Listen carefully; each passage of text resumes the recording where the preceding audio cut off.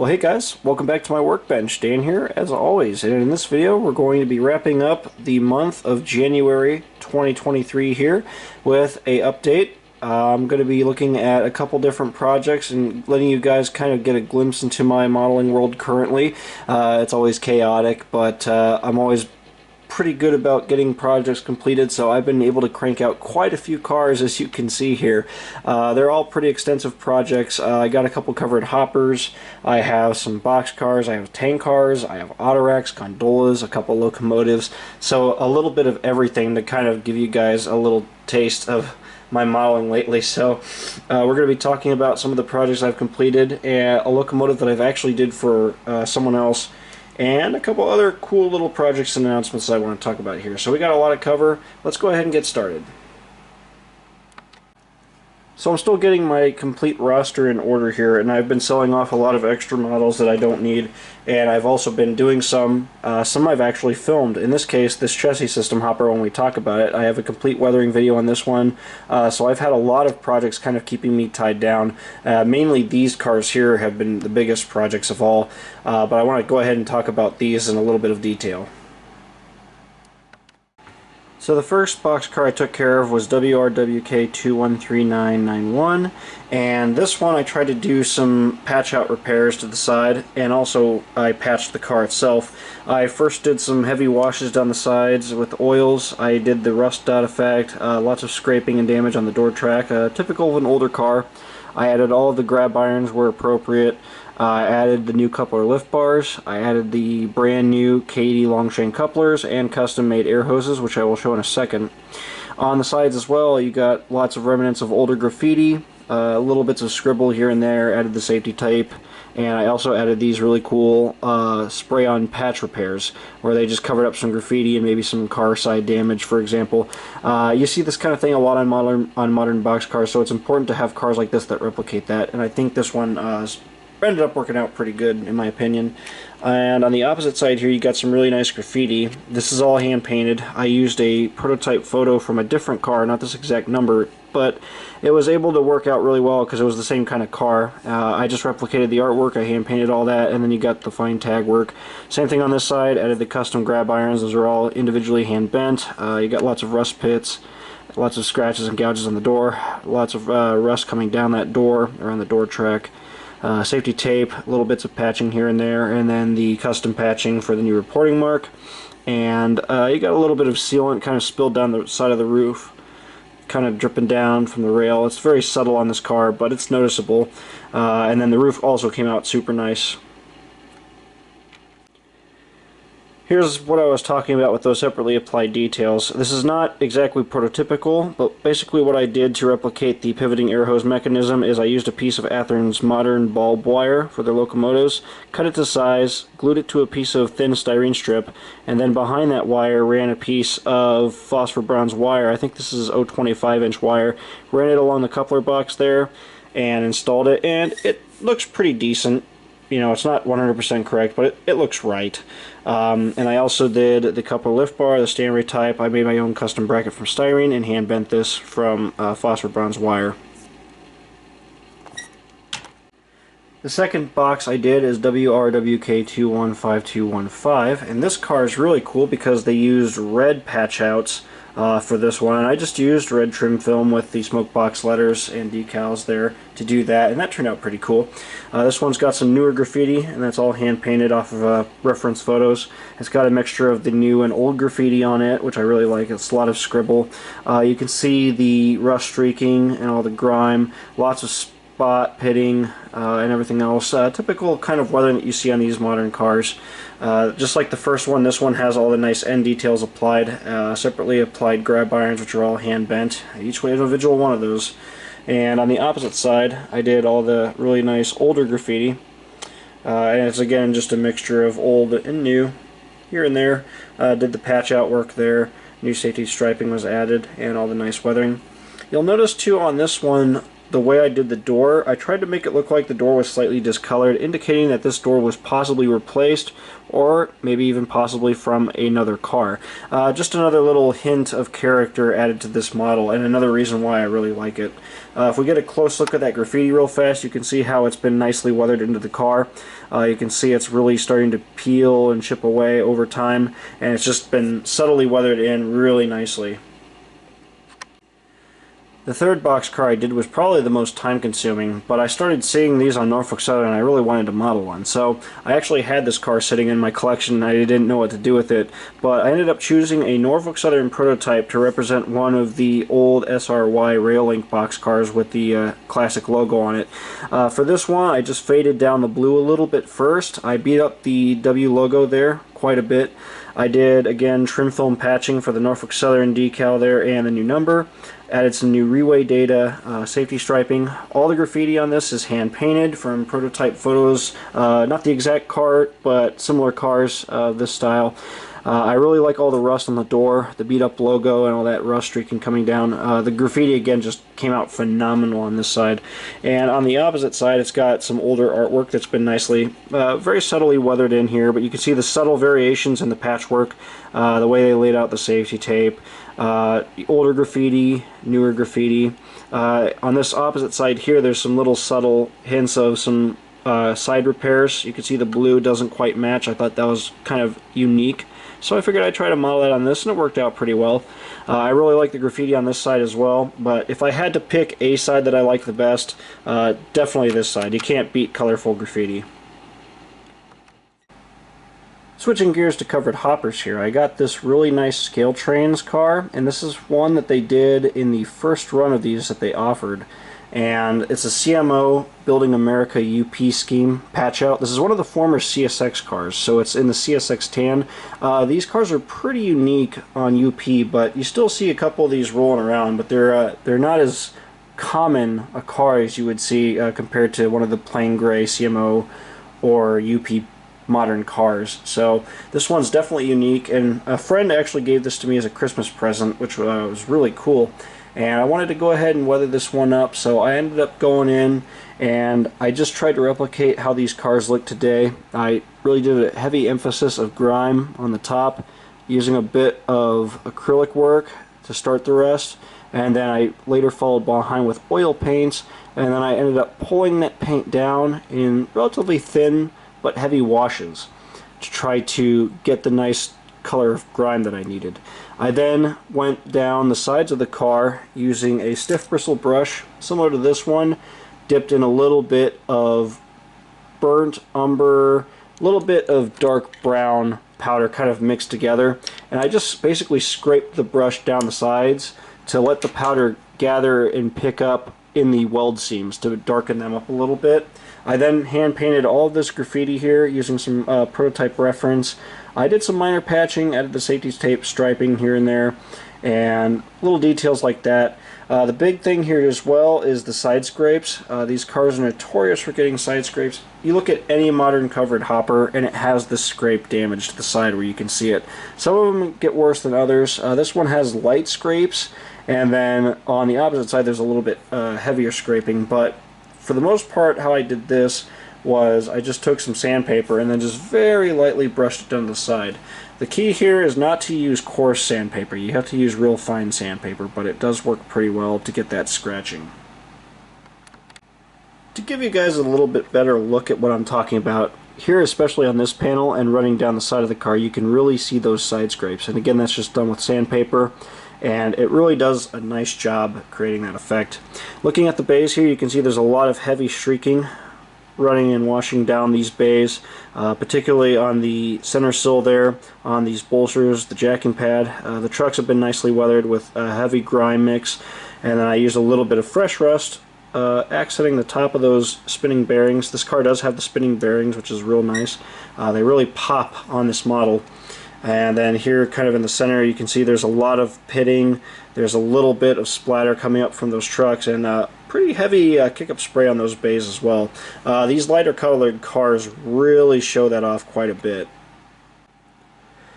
On the opposite side you pretty much have the same thing, Pretty heavy grime at the top. It's really working around these top hatches here, as you can see. Got a lot of grain stains, a lot of dirt and grime on the hatches, on the walkways as well. Starts to work down the side of the car, streaks down a little bit. Here you can see how I replicated the side scrapes again as well, just doing that with a little bit of sandpaper.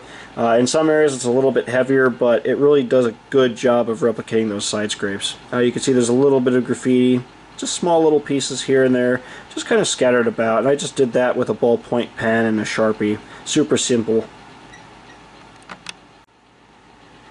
Now the ends are really cool.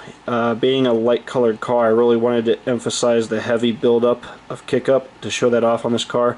So I went in with an airbrush and did some very thick, heavy lines to start. Just brushed and fanned those out. I then laid in some oil paint splatter just to replicate the kick-up spray. And then I went in with some powders to accent those. I hit it mainly at the base of the end cages there, indicating where the heavier patterns are going to be coming up from those wheels. But I just think it came out spectacular on this model. They really line up well with the wheels, and I'm really proud of that on this car. Alright guys, now you're going to love this car. This is my project of the month. This is CSXT 254746, and this is a phosphate covered hopper in the old chassis system paint scheme. Now I'm not going to go into too much detail here on this car for this video. The reason is because I have a complete how-to weathering video series coming on this exact car. All of these techniques that you see on this model, I will explain in detail on this channel, and you guys will be able to learn how to actually replicate one of these crazy old rust bucket covered hoppers. And I'm really excited that I was able to film the whole process. This took me probably about a month to do, but it was definitely worth the time invested. But basically, to sum this up without getting into too much detail, this is an Intermountain chassis covered hopper that I custom patched to CSX. I added some graffiti. I made a custom brand new top hatch for the phosphate service. I did all kinds of heavy weathering to the sides using acrylic paint. I did a lot of heavy streaking, a lot of rust pitting, all kinds of different little details. I added some placards to it. On the ends, all kinds of cool little weathering effects were done. I added these new custom placards, some heavy patchwork, all kinds of grime. The real challenge here with this bright yellow car was trying to tint down the yellow to more of an orange color, but I will also be talking about that in this video. You can see there's a lot of rust pitting at the base of this car. The really nice patchwork. You got a little bit of phosphate spillage just starting to kind of work down the side of the car. The logos and the chassis system lettering are actually still relatively intact on this car. You can see it's got a really nice little area of patchwork here, really cool beat up safety striping, and the top of this car is just phenomenal. I did some really cool phosphate spillage there, and you can see it's actually kind of spilled out of the hatch a little bit during the loading process, and it's just kind of crusted up there, and it just starts to kind of bleed out a little bit down the side of the car. And sometimes the stains are pretty intense on these cars, but in this case this is a fresh bit of load spillage, so it's just starting to kind of work down the side of the car. But again, I'm not going to get into too much detail in this video. I just wanted to throw this in there to kind of give you guys a little bit of a sneak peek of an upcoming project video that I wanted to show. So you guys can stay tuned for that. I know you're going to be excited. And once again, switching gears here, we have autoracks. I have two autoracks that I actually recently completed. I purchased this car online for 50 bucks. It's a CSX, one of the former UP cars that they patched out and repainted. It's one of the newer Intermountain cars from the last run that they did that have the better improved see-through side panels. So this one I did a lot of heavy weathering to, and I also did some light patching, and I added graffiti. I did all the heavy rust coming down the sides of the car, down the post, down the center sill. Added new safety tapes, safety striping to the sides. Again, the graffiti is hand painted here. I never use decals. I always try to go out there, get pictures of real graffiti, and try to copy it. Trying to get in close here with these bigger cars, it's a little bit tricky, so all I'll try to do is zoom in here a little bit without taking the camera off the tripod. But you can see there's a lot of heavy rust streaking. There's a lot of grime buildup at the base of the car. The TTGX and the number there is pretty grimed up, but you can still see it. Lots of heavy grime on the underbody. Tons of really heavy grime. That's just built up with a little bit of airbrush acrylic work and heavy powder work. The trucks came out really nice, and you can see all that fine graffiti just kind of mixed in here and there. Again, emphasized, kind of blended in with all that rust. So it's a little bit older graffiti, and I think it blends in real nice with the weathering on the side of the car. But the big detail thing here is that this is a CSX patch car. And originally these were Union Pacific, and what I was trying to replicate here is how they did the patchwork on this car. When they got these, a lot of them they patched relatively quickly, and so a lot of times they just roll painted over the Union Pacific lettering, or in this case the Union Pacific shield, and then stamped the CSX decal over that. Well, what happened pretty quickly, in some cases within a few months, the paint started peeling back off the Union Pacific graphic, and you got this ghost lettering effect where you could still see the UP logo around it. So it's pretty obvious on this car. How I did this was I actually removed the original CSX patch over decal on this car, got it back down to base yellow, put a Union Pacific decal on it, set it in place and sealed it in, and then proceeded to beat the shit out of it by peeling most of the decal back off. And then I went in and put in a new CSX decal over it. So pretty crazy, pretty labor intensive, but that's how I created this really awesome effect. And I think it was worth it. You know, some people might not want to go into that much detail, but it's one of those really neat things that I feel adds a lot of character to a model like this, because it's very unique and it's prototypical though at the same time. I think it looks pretty cool, and I did it on both sides. The opposite side of this car has a lot of older graffiti, and you can see it's very heavily weathered in to the sides. You see a lot of older auto wrecks with this kind of artwork where it just sort of fades into the car and just blends back in. But then the patchwork really pops out, and I really enjoy that on this model. There's a lot of fine rust streaking coming down from the center post. That's going to generally be where a lot of that grime and rust concentrates and streaks down. On these little mounting tab posts here, there's a lot of fine rust streaks coming down. That's prototypical according to photos of all these cars. And again on the ends here, if we look at that logo, this one has a slightly different logo, but you can still see the UP shield is still bleeding through there. There's some nice graffiti done here. You can see all the fine rust streaking coming down on the flat car portion of this car. The beat up TTGX logo there, and all the heavy grime, kick up, and everything else on the underframe. Just ended up coming out to be a spectacular auto rack. And on the roof here, not too crazy. It's just got the typical kind of rust that you see start to form on these corrugated metal panels. I just did a whitewash to fade it down first, and then I went in and did some oil dry brushing effects to create that rust effect. So this last auto rack here is actually one I picked up at a train show for 40 bucks, which is a pretty good deal. It's not a Scale Trains car, it's one of the Atlas cars, but they're still relatively nice. They're pretty detailed. They compare pretty well with the Scale Trains car. But I got this one. I believe this is a yep, it is. It's just a straight TTGX lease car, so it does not have a railroad owner on it. It's just a straight lease model. And for this car, I just did my typical bit of weathering. A lot of these cars, especially these newer Gunderson type cars, are pretty clean. They just get the kind of sooty, dirty grime kind of built up on the side, so I did most of the grime work on this with powders and washes. In this case, I added some heavy graffiti to the side, which is pretty large. This took a lot of time to hand paint on there.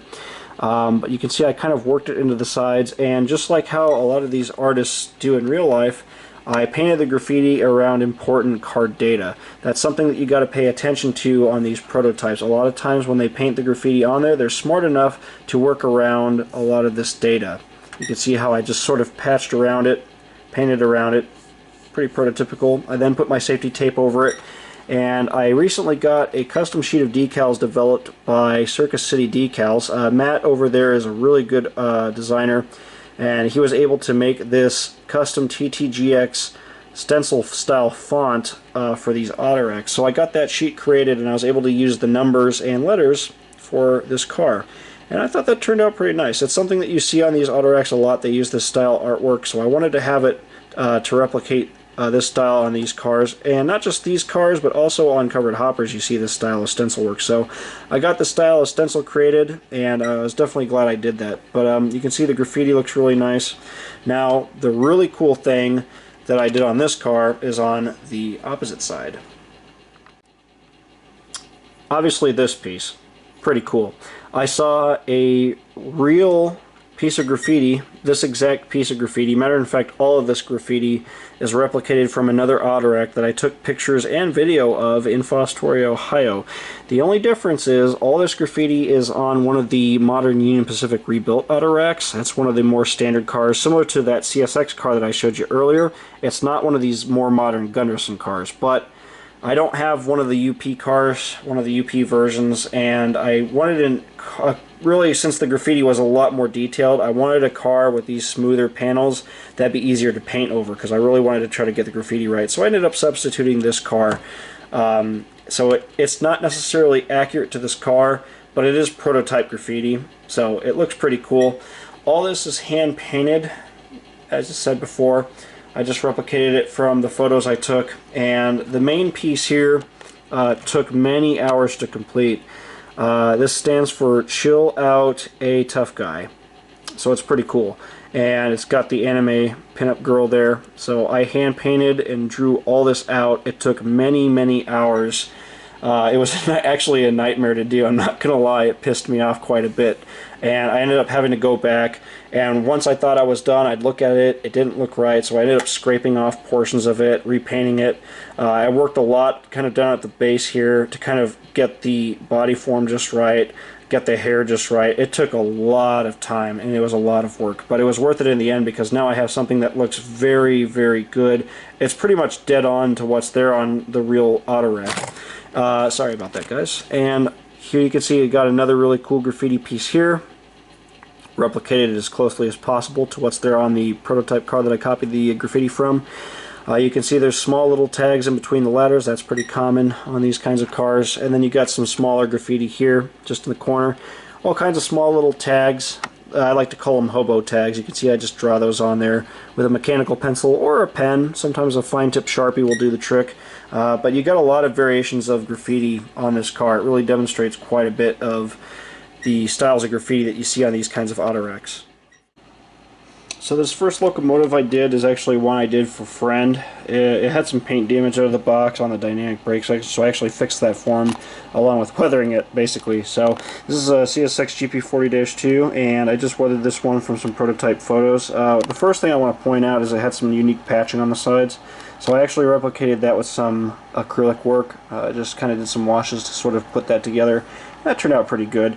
There's a lot of white, streaky, greasy rust on this thing, and you can see I did that with some oil washes here and there. I just did a little dab of oil to just kind of replicate that. That's a common kind of rust you see on these things, so it's pretty much all over the car body.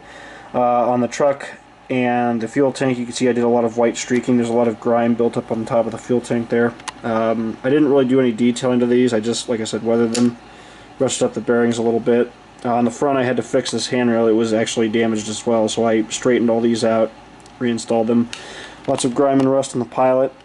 Typical kind of weathering. You got a lot of kick up and splatter up on the nose there. The toilet hatch is starting to rust pretty crazy, which is interesting. I thought that was kind of cool. The cab roof is nice and dirty, covered in soot and greasy exhaust. There's a lot of exhaust all over the top. A little bit of grime kind of around that turbo hatch there. And if we come back to the end of the rear hood there's some exhaust just starting to work down the rear end of that hood. Again, a lot of grime and everything else in the rear pilot. And on the opposite side, pretty much the same thing. I just put a lot of these white streaks everywhere. And then I just tied up the trucks, the fuel tank, and all that good stuff. Very nicely detailed model out of the box, though. I didn't really have to do anything other than weather it. Darken the grills and all that good stuff. So it turned out really well. So yep, that one's done. That'll be actually getting shipped out here pretty soon. And now on to a super cool locomotive that I just completed. This is a locomotive I originally did back in 2018, and I've only just now completed it years later. It's been sitting in a drawer with its sister locomotive. If I show it real quick, hang on. No. There it is. A 2738. This is the locomotive. This is an SD45, so this is the SD40M car body. I got to finish this locomotive, but I actually did these two together about the same time.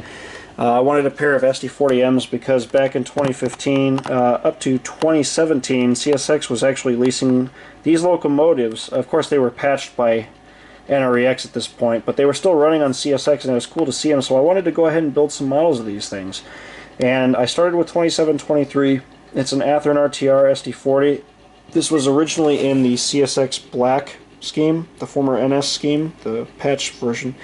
And, excuse me, I ended up completely repainting this locomotive, super detailing it, my usual fashion, you know, how I like to do that kind of thing. But basically for the SP scheme, what I wanted to do was do the heavy paint fade. So I actually painted this a primer gray color first, and then only in certain areas I actually painted the dark SP gray. For example, around the grills, on the cab there, areas on the roof, but most of the original paint has just completely faded away or peeled off, and it's pretty well replicated on this model. I did all the decal work over that paint work. I added the new reflective sill. As you can see on the fuel tank, you got some real crazy ass paint chipping and peeling on there. You can see on the air tank as well. On the walkways, it's just insane. I could probably spend hours just talking about this effect alone, but you can see all that heavy walkway paint peel. It's just insane. It took many, many hours to do that effect, but it was worth it in the end because I got something that looked really nice. There's a lot of heavy rust around the fans, but you can see all the nice details that I added there, the new antennas and everything like that I scratch built. The AC unit I added, a lot of heavy rust on the cab. On the nose, the red is completely pinked out. You can see the SP logo, the SP lettering there. It's still holding on, but the red is completely painted basically a pinkish color to replicate the heavy fading. You got all the grime and dirt on the battery box door. You got the battery number there, which I thought was really cool, the faded UP logo, and then the dreaded Union Pacific yellow patch. Yes. So for the trucks, I super detailed the trucks. I had to modify these quite a bit to be prototypically accurate to the MK style truck that they used after the rebuild. So I added all the sanding line details, the airline piping, the new speed recorder there. Again, it's got all the appropriate fuel tank details, the air filters. I added the custom filter back there. I think it's the spitter valve. I added all the plumbing and piping to that. You got the rear truck there as well, nicely detailed and very nicely weathered in. And this one does not have a cab interior, but you know, eventually I can go in there and add another cab interior if I want to. On the front pilot there, all the MK specific details are added, the ditch lights, the MU receptacles, the new coupler lift bar. I drilled out the holes on the pilot there, the top pilot, and added the air hose, the new coupler, and the custom Little Rock snowplow. This is actually a 3D printed detail part that's currently being produced by a man named Donnell. He was very kind, and he made some test samples for me to fit onto these locomotives, and he sent me these. But as far as I know, these are currently available to buy. They're super cheap, but they're super detailed. They come with the grab irons, really realistic mounting positioning, and everything like that. They're just super nice. These have been needed on the market for many years, and he just did an absolutely phenomenal job 3D printing these parts. They just look phenomenal, and you can see it just looks super nice on this model. It's a very prototypically accurate detail part for these former UP engines. So on the opposite side, moving down here, you can see the really heavily pinked end there with the crazy ass patching that they did, where it's all these different lettering, patching, and everything like that. It's pretty funny. You can see on the ends there I made the custom coupler lift bars, added all the details there, the new jumper cable, and then you got all the heavy paint peeling and chipping going down the side there. Lots of heavy rust buildup there. Just absolutely insane the amount of paint peeling on this. Got a lot of rust in the cab there. You could just spend hours looking at this. And it took hours to do is the other thing, but it turned out phenomenal. So happy with it. Again, there's the really nice trucks. You can see on these trucks, two of them have the little spare knuckle pockets, which I thought was really cool, so I added that. Got the waste retention tank on this side of this bad boy, and then again the really crazy paint peeling and chipping taking place on the fuel tank there. So that's the SD40M-2 2723. Of course there's some other details I could go back and add. You know, I could always go back and add some windshield wipers and things like that to it, the cab interior, but for now I'm pretty happy with it. I'm super pleased with how it turned out. We just need to get the 2738 finished next, the true SD40M from the SD45 rebuild, but that'll come later. So, but yeah, that's 2723. Super happy with that. The other locomotive I'm working on is still HLCX 63. What is it? 6337. It's the SD40R. Finally got done painting this thing, but we still got a little bit more work to do. But hopefully by the time we get another update video, this thing will be done and I'll be able to show it to you guys. But that'll be the next locomotive that'll be coming down the pike here. So to wrap up the video, I wanted to show you guys kind of projects to come. I'm still working on the structures out here. I've been very frustrated with this. I've been building a plastic pellet industry out there in the garage. If you've watched the first chapter of my module build section there, I've been building this industry, and unfortunately I haven't been able to get structural styrene to finish the sides of this thing, so I've had to order it from 3 different places. The last place just screwed up my order completely, so I had to reorder it again. Very annoying. I've had to wait weeks for material, but that's on standby until I can actually finish it. But in the meantime, I have been working on other little projects. I did get some modern electrical gear for the side of the building and for around it, so these are just some nice little Walther's kits that I got to put together. In terms of car projects, I just recently picked up some really nice custom-made pipe loads from a guy in Minnesota. He does fantastic loads, and they're super cheap. They're like 20 bucks a set on eBay. So I went ahead and picked up 2 of these, and I just recently got this GAEX flat car. This is a Trainman car, but it's pretty nice.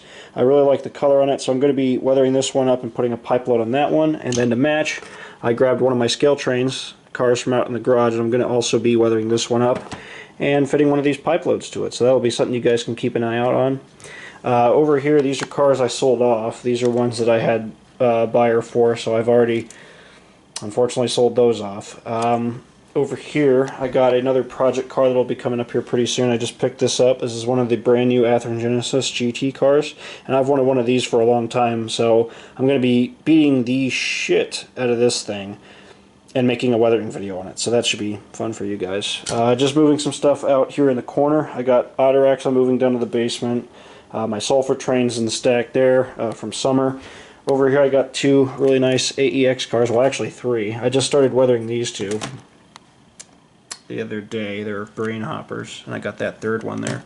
Over here, just some nice cars that I'm sorting through. These are going to a friend, just some random boxes. Couple other little projects in there, and what I want to tie this video to end is I'm actually going to be listing these cars. These are all cars I've custom done to sell, and I'm not going to go into too much detail in this video, but I've basically had a lot of requests for people wanting me to sell some customs that are currently up to my standards, and I've made 4 of them so far that I got to finish up, and I'm either going to privately sell or I'm going to try to list on eBay so everyone will have a chance at actually being able to snag them. So that's something you guys can keep an eye out for. I'll make a separate video on all those cars when they're actually finished, and you guys can see them and consider them, and then I'll figure out if I need to put them on eBay or what, and then let you guys know when I decide to schedule it. But we got a lot of projects. I definitely am not short of projects. I'll keep you guys posted on everything that's going on. We'll try to get another chapter of the building out there on the model railroad done here pretty soon. We'll see what we can do with that. But I just want to thank you guys for watching so far. I've had a great month, and I hope you guys all have too. And I look forward to getting some more projects done in February, and I will see you towards the end of February with some more projects. So thanks for watching, guys. Be sure to subscribe here on YouTube for more content. Follow my work on Facebook and Instagram. On Facebook, I'm Daniel Arnold. Instagram, Danny Dankinson. That is all lowercase, and you guys can follow me there to see all kinds of my car projects and locomotive projects that I'm doing. I'm always posting pictures of stuff, so you guys can follow me there and subscribe here on YouTube for more content. Thanks for watching, guys. See you in the next one.